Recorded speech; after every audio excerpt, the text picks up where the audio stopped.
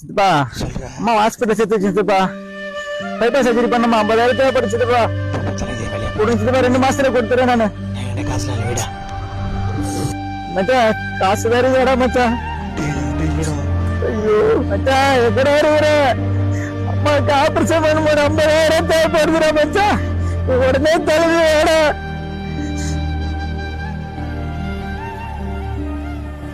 டேய் கண்ணா வந்துட்டல ஏன்னா அழுது நிக்கிறேன் வாடா போலாம் போன் என்ன சுவிட்ச் ஆஃப் பண்ணிக்கிறேன் எவ்வளவு உனக்கு போன் வருது மச்சான் போன் என்கிட்ட இல்ல மச்சான் போனை வச்சுதான் மச்சான் காசு வாங்கினேன் நேரத்துக்கு எவனா காசு தருவான் வட்டி கேட்டா